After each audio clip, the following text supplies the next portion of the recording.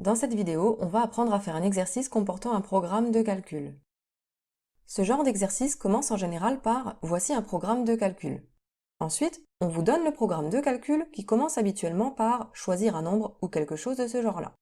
N'allez pas vous-même choisir un nombre pour faire le programme. Regardez les questions qu'on vous pose. Question 1, on vous dit « Montrez que si on prend 3 au départ, alors le résultat est 2,5 ». L'énoncé est en train de vous dire à l'avance que le résultat est 2,5. Donc à la fin, vous devez obligatoirement trouver 2,5. Si vous trouvez 8 par exemple, n'allez pas dire que l'énoncé s'est trompé. C'est que c'est vous qui vous êtes forcément trompé quelque part, cherchez donc votre erreur. On va commencer par la question 1 et on fait attention à la rédaction. Le programme de calcul comporte 3 étapes, il faut que je matérialise ces 3 étapes.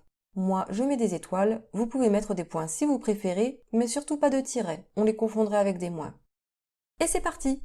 Première étape donc, première étoile. Choisir un nombre. On m'a dit de prendre 3, donc j'écris 3. Ensuite, deuxième étape donc, deuxième étoile. On me dit d'ajouter 7. Donc je réécris le 3 que j'avais et je mets ensuite plus 7. On calcule, ça fait 10. J'ai fini la deuxième étape, je passe à la troisième étape donc troisième étoile.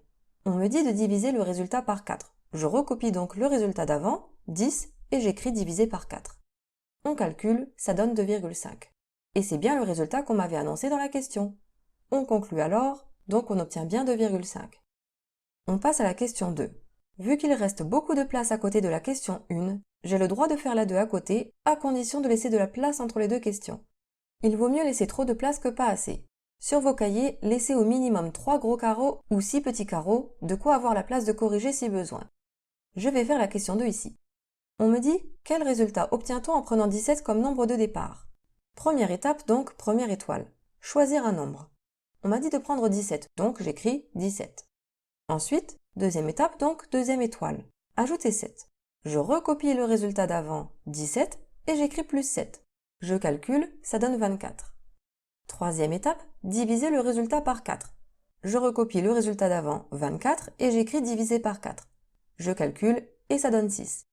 Il n'y a plus qu'à conclure, donc on obtient 6.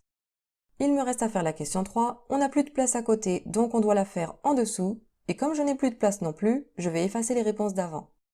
On me dit qu'on appelle x le nombre choisi au départ, et on me demande de traduire le programme de calcul en une expression en fonction de x. Autrement dit, on va faire le programme avec x. Je prépare mes étoiles. Première étape, choisir un nombre. On m'a dit de prendre x, donc je l'écris, x. Deuxième étape, ajouter 7. Je recopie x et à côté j'écris plus 7. Et je ne peux pas calculer x plus 7 vu que je ne connais pas x. Donc je laisse ça comme ça et je passe à la troisième étape. Diviser le résultat par 4. Je recopie le résultat x plus 7 et à côté j'écris divisé par 4. Mais attention, si j'écris ça, c'est faux car la division est prioritaire sur l'addition.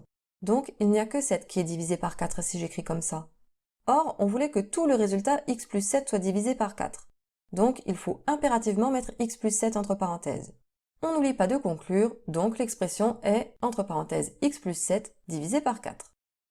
Et voilà, en fait, les programmes de calcul, c'est facile si on s'y prend avec méthode.